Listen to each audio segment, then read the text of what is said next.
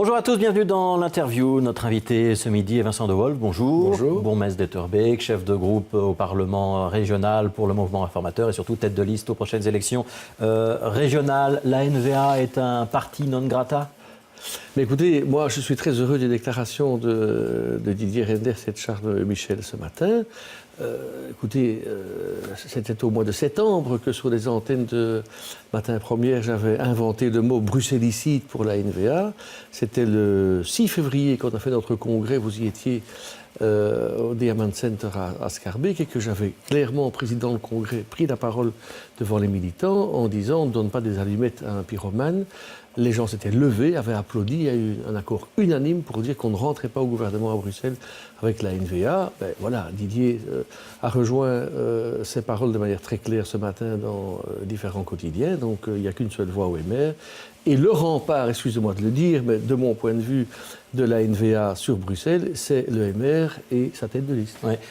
Pour être très clair, ce qui est dit aujourd'hui, c'est que le mouvement réformateur n'entamera pas de discussion avec la NVA s'il est celui qui mène les discussions. Est-ce que ça peut aller jusqu'à refuser d'entrer dans tout gouvernement, que ce soit à Bruxelles ou au fédéral, si la NVA y est ou pas? Moi, je suis compétent pour vous répondre sur Bruxelles. Alors, répondez sur Bruxelles. Et sur Bruxelles, je vous le dis de manière extrêmement ferme, et on l'a voté unanimement au Congrès. Hein, donc, carton levé, unanime. On ne monte pas au gouvernement à Bruxelles avec la NVA. Pourquoi ? Parce que pour gouverner Bruxelles, il faut avoir une équipe, il faut des partenaires, il faut un lien de confiance. Et un parti qui veut mettre Bruxelles sous tutelle de la Wallonie et de la Flandre n'est pas un parti avec qui on peut travailler, ils veulent tuer Bruxelles. Ouais, et si vous n'avez pas le choix, s'il faut une majorité dans le camp flamand, dans le camp néerlandophone, et que la NVA est incontournable? Écoutez, c'est notre position, c'est clair, on s'y tient. Et donc ça veut dire qu'on peut bloquer Bruxelles si la NVA je n'y crois pas. est en position d'être incontournable dans le côté néerlandophone? Je n'y crois pas du tout pour un motif, c'est que j'ai confiance dans les Bruxellois. Les Bruxellois sont intelligents, ils sont très majoritairement francophones, ils ne vont pas aller voter pour un parti qui veut les appauvrir et les détruire. Oui, mais ça se passe dans le camp flamand, là, dans le camp néerlandophone. Le problème de savoir si la NVA est en situation de bloquer ou pas une majorité. D'accord, ils ont un député aujourd'hui. Moi, je les vois en faire 3. Pas suffisamment pour bloquer. Certainement pas. Ouais. Pourquoi est-ce qu'on peut être catégorique à la région bruxelloise et pas au fédéral? Mais on est aussi catégorique au fédéral. La seule chose, c'est qu'il peut y avoir au niveau du fédéral peut-être des chiffres qui sont plus forts qu'un Lord Mayor. Donc, en tout cas, il a été clairement dit par mes deux collègues, que ce soit le président et que ce soit Didier Reynders, on n'a pas confiance dans la NVA. On n'a pas envie de gouverner avec eux. On ne croit pas à leur message, puisqu'eux veulent tuer la Belgique et nous, on ne veut certainement pas tuer la Belgique. Ouais, donc ils veulent aussi une politique plus libérale, moins l'intervention de l'État, ça devrait vous parler? Ça nous parle, mais je vous ai dit, pour travailler avec quelqu'un, il faut avoir confiance et on n'a pas confiance. Ouais, vous avez plus confiance dans le PS que dans la NVA? Écoutez, on peut retourner la question en rappelant quand même que c'est le PS qui, pendant 1 an et demi, a négocié avec la NVA en tentant de former un gouvernement. Ils ne sont pas parvenus et c'est nous qui avons contribué à sauver le pays. Mais donc, je vous pose la question de la confiance. Vous pouvez être dans un gouvernement avec le Parti socialiste plus facilement qu'avec la NVA? Oui, ça c'est oui. Ouais. Ça veut dire que c'est plus une politique de centre-gauche qui risque d'aboutir qu'une politique très à droite? Non, parce que ça, vous savez, on m'a posé la question sur un marché hier, en disant « Monsieur, mais allez-vous accomplir votre programme ?» Je lui dire « Écoutez, monsieur, celui qui à Bruxelles vous dit qu'il peut gouverner seul vous ment.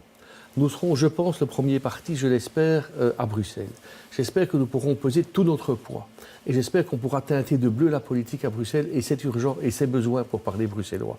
De là à dire qu'on devra gommer les autres et ne pas tenir compte, c'est pas possible. Maintenant, il y a quand même des points communs, des intersections importantes dans les axes politiques qu'on veut mener. Ouais. Mais est-ce qu'on peut ostratiser franchement la NVA, peut-être à Bruxelles si elle ne pèse pas beaucoup, mais au niveau fédéral, si elle représente près d'un Flamand sur 3? Mais je vous dis, il faudra tenir compte des chiffres, mais ce n'est pas notre choix. Ce n'est pas notre envie, et on n'a pas confiance dans ce parti. Donc c'est sans la NVA, c'est bien le message du mouvement réformateur oui. Aujourd'hui. C'est un peu le message du FDF. Finalement, MR-FDF, est-ce que ça valait vraiment le coup d'avoir une scission si vous avez des programmes si proches? Alors ça, il faut leur demander. Parce que mais ils l'ont dit déjà, eux. Hein, non, ça serait sans la NVA. Non, attendez. Moi, je l'ai dit déjà en septembre. Alors ils ont dit, oh, le MR est divisé, etc. Ben, vous voyez que ce n'est pas le cas. Non, non, c'est le FDF qui a quitté le MR. Ce n'est pas le MR qui a quitté le FDF, il faut se le rappeler. Ils ont coupé leur téléphone pendant 3 jours, et puis on a appris par la presse qu'ils quittaient le mouvement.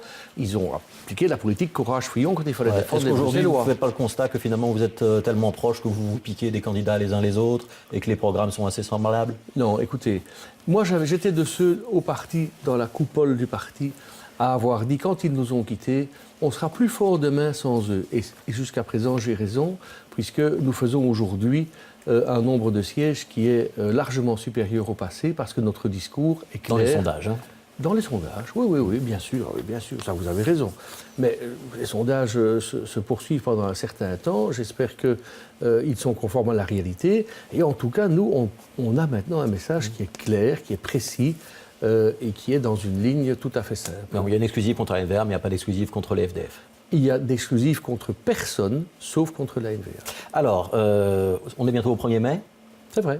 Vous allez aller à Jodogne, j'imagine? Mais comme tous les ans, moi, ça fait vous plus y de 20 prendrez ans la que j'y parole? vais. J'y prendrai pas la parole de manière, formelle, mais vous y serez. j'ai une capsule enregistrée qui me permettra de m'exprimer. Est-ce que ce sera un 1er mai saignant, costaud, rouge contre bleu, droite contre gauche? Écoutez, je ne le pense pas. Je veux dire, c'est évidemment toujours l'occasion pour la presse de retirer des petites phrases, des effets de manche. On est à la veille des élections. Les hommes politiques aident un peu la presse, parfois. C'est vrai, mais moi je pense vraiment qu'il faut être au-dessus de la mêlée, qu'il faut se rendre compte qu'il faut gouverner avec d'autres. Ce serait quoi la différence entre la droite et la gauche dans une manière de gérer la région bruxelloise? Est-ce que vous donnez un exemple de ce que vous feriez, vous, et qu'on n'a pas fait avec l'Olivier, par exemple? Très exemple. nettement et très clairement. 2 exemples concrets. Alors voilà, un exemple concret, c'est l'appel au privé pour des dossiers que le public ne sait pas gérer seul. Exemple, l'extension du métro. Exemple, la construction de logements. Donc ça, c'est vraiment très très clair. Pour des motifs idéologiques, liés à la présence notamment d'écolos, de certains socialistes sans doute, je ne sais pas, au sein de la majorité, on a diabolisé le privé. Et donc pas question de faire cofinancer l'extension du métro par le privé. Or, c'est manifestement un dossier dans lequel un partenariat public-privé bien étudié, dans lequel on ne donne pas tout au privé, c'est pas ça mon message. La gestion resterait celle de la STIB? La gestion resterait celle de la STIB, mais l'intérêt, c'est qu'on fait un seul marché public, une fois. Et on ne doit plus faire un marché pour avoir l'emprunt, un marché pour avoir le permis, etc., etc. Tout est fait en une fois. Et c'est ce que font les Flamands avec les écoles en Flandre. Ils sont en train de construire une centaine d'écoles avec un seul marché public. Donc ça, c'est vraiment tout à fait clair. C'est le cas aussi pour l'aspect des logements, où ils se sont cassés les dents, Madame Dupuy, Monsieur Doulkeridis, sans véritablement arriver à construire des logements pendant 10 ans. On aurait fait appel au privé dans un contrat bien équilibré, qu'on aurait déjà des milliers de logements construits maintenant. Ouais. Laura Tonkelings parle d'un encadrement des loyers quand on parle de logement. Est-ce que vous seriez d'accord ou pas? Non, je vais être précis par rapport à ça. Et je trouve ça comique, parce que j'ai moi-même inventé, si j'ose dire, mais je dis ça modestement, mais c'est la réalité, il y a maintenant plusieurs années, en commission du logement, où je vais à chaque réunion, la notion d'allocation au loyer volontaire. C'est quoi? C'est le fait que, comme on n'arrive pas à construire des logements rapidement, on donne un complément de revenus aux locataires pour qu'ils puissent payer un loyer et accéder à un logement. Il ne faut évidemment pas que ça entraîne des augmentations de loyer à rebours. Ce que j'ai imaginé, c'était qu'on fasse un contrat entre le propriétaire et le locataire. Et donc, le propriétaire s'engage à ne pas augmenter le loyer en contrepartie d'allocation au loyer. Il y a un système de bonus-malus comme le suggère le Parti socialiste. Alors, ce système-là, il est volontaire, il est consenti entre les deux parties, ça on le soutient. Un encadrement forcé des loyers avec des comités de quartier qui fixent les loyers, pour nous c'est non. Alors, j'ai toute une série de questions Twitter pour vous. Je vous en pose une première, mais que vous avez déjà entendue souvent. Si au lendemain des élections, le mouvement réformateur se trouve à la tête de la majorité à Bruxelles, qui sera ministre-président? C'est une bonne question. Je serai candidat ministre-président.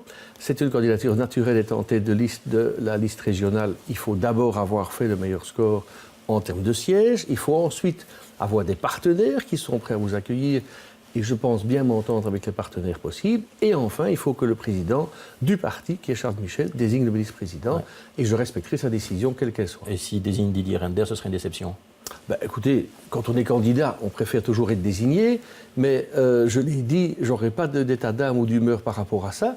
Je me battrai jusqu'au bout parce que je pense que... Et est-ce que le mouvement réformateur veut à tout prix légitimité? Vous voulez à tout prix la ministre-présidence, ou vous pourriez accepter de monter dans une majorité en la cédant à un autre parti? Alors, ce n'est pas pour nous un must absolu. Donc, il est clair que notre must absolu, c'est qu'on veut rentrer au gouvernement. On estime que le premier parti de la région, ou au fifrelin avec le PS, la démocratie commande qu'après 10 ans d'opposition injuste, on puisse rentrer au gouvernement. Le reste, il faudra avoir un bon accord de majorité dans l'intérêt des Bruxellois. La ministre-présidence n'est pas pour nous un must absolu, mais si on peut l'obtenir, on la demandera. Ça veut dire qu'il vaut mieux avoir un bon programme que le poste de ministre-président, si j'ai bien compris. Je n'ai pas dit ça, c'est votre résumé. Moi, ce qui m'intéresse vraiment, sincèrement, c'est l'intérêt des Bruxellois. Si on peut avoir la fonction en plus pour mener la politique, on la demandera. Alors, j'ai beaucoup de questions Twitter qui concernent le dossier du survol de Bruxelles. Je comprends bien alors, Philippe Scoupen, par exemple, vous demande si vous comptez faire un front avec les autres communes ou associations qui sont touchées par les avions. On se rappelle que vous êtes allé porter une sommation à Belleau-Contrôle, que vous souhaitez interdire le survol de votre commune. Est-ce que vous avez fait le cavalier seul là-dessus ? Je vais être clair par rapport à ça. Donc, dans le cadre de mes compétences de bourgmestre, je ne suis pas ministre aujourd'hui, je ne suis pas au fédéral, je suis bourgmestre à Etterbeek. Je n'ai pas d'autres compétences que d'agir comme bourgmestre. Mais ce faisant, ce n'était pas un plaidoyer pro modo pour ma commune, c'était dans l'ensemble des Bruxellois concernés, qui sont 250 000, parce que pour survoler Oderghem et pour survoler Watermal-Boisfort, il faut d'abord passer par Etterbeek. Donc, et avant, il faut passer par Evere, oui, Scarbeck. Voilà, ouais. Et donc ça concerne l'ensemble de ces communes. Écoutez, très simplement, je l'ai toujours dit et je le redis, et c'est passé sur la deuxième chaîne française, on se ridiculise en Belgique. Et M. Wathelet, je ne sais pas quelle mouche l'a piqué en prenant cette décision sans accord de gouvernement et sans Kern, qui a eu des intercabinets de discussion, c'est vrai, mais pas autre chose. Il a été faire l'inverse de l'accord. Il a été demandé que... C'est pas ce qu'il dit, hein. Mais moi, je vous le dis, et j'ai les textes en main. Le texte, il dit quoi ? On ne doit pas survoler les zones les plus densément peuplées et on doit disperser les nuisances. Qu'est-ce qu'il a fait ? Il a concentré les nuisances sur les zones les plus densément peuplées. C'est d'un rare mauvais sens. C'est dangereux pour la sécurité. On sait que les accidents ont lieu assez souvent au décollage. Et ici, on décolle de Zaventem. On fait un virage extrêmement large, on vient sur la zone la plus densément peuplée pour alors à pleine puissance en tournant poser problème à une partie d'Ixelles, à toute Alors justement, je vous montre une seconde question. Oui. Vincent De Wolf, est-il pour ou contre la dispersion ? Je suis pour la dispersion. Ouais. Je suis pour la dispersion parce que ça veut dire qu'on ne va pas revenir à la situation antérieure où on mettait tout sur Wezenbeek, Kraïnem et Woluwe-Saint-Lambert ? Certainement pas. Non. Donc l'accord que nous avons souscrit est de dire il n'est pas question d'une fois envoyer à gauche, d'une fois envoyer à droite en fonction des ministres. Ce n'est pas une politique responsable. Il faut un aéroport, il faut des avions, mais il faut des nuisances qui soient acceptable. Et il est évident qu'il faut aussi survoler la Flandre dans les zones les moins densément peuplées. Pour ça, ce sera donc dans une négociation au gouvernement fédéral. Évidemment. Et on a dit clairement, et je l'ai dit, et le président m'a soutenu à cet égard, nous, on mettra ça comme discussion sur la table de gouvernement si on est associé au fédéral. Alors, j'ai deux rapides questions qui concernent votre commune pour terminer. D'abord, la place Jourdan. Oui. Est-ce que vous avez fait machine arrière sur le piétonnier ? Pas du tout. Donc, on a clairement dit depuis longtemps qu'on ne voulait pas prendre une décision qui puisse être préjudiciable à qui que ce soit, qu'on avait la conviction certaine que faire un semi-piétonnier, ce n'est pas un piétonnier complet, serait favorable pour tout le monde. Certains commerçants s'y opposent, pas tous, mais une majorité s'y oppose. Et donc, par rapport à une demande qui avait été faite par un commerçant d'une réversibilité du projet, le collège unanime a dit « OK, on fait un projet qui est réversible », ce qui veut dire qu'on peut, après un an, revenir en arrière. Belléris n'a pas voulu intégrer cette réversibilité à l'état actuel dans le dossier, et donc nous, on s'est opposé au dossier dans l'état actuel de son dépôt. Alors, deuxième question, les sanctions administratives communales, vous les avez utilisées, une mesure assez spectaculaire, vous avez éloigné des jeunes qui avaient été impliqués dans une bagarre à la sortie d'un supermarché. Ça a marché ou pas ? Ça a très bien marché. Ouais. Ça a très bien marché parce que, d'abord, on a respecté la procédure. Ça veut dire que vous avez entendu les jeunes et leurs familles ? Oui, donc on a entendu les jeunes après la mesure qui a été prise en urgence. Vous n'auriez pas dû les entendre avant ? Non, parce que c'est prévu comme ça dans la loi. On prend la mesure dans l'urgence parce qu'il y a eu des coups et blessures assez importants, graves, un émoi dans le quartier. Et je peux vous dire qu'on a reçu les jeunes par la suite et qu'il n'y a eu aucun recours par rapport à cette attitude-là. Et le quartier s'est pacifié immédiatement. On pouvait aller interviewer, je dirais, les voisins et les commerçants. À refaire, vous le referiez donc ? Ah oui, certainement. Oui, oui. Vincent De Wolf, merci d'avoir été l'invité de l'interview. Dans un instant, c'est la météo avec Alexandra Romer. Bon après-midi à tous. Merci à vous.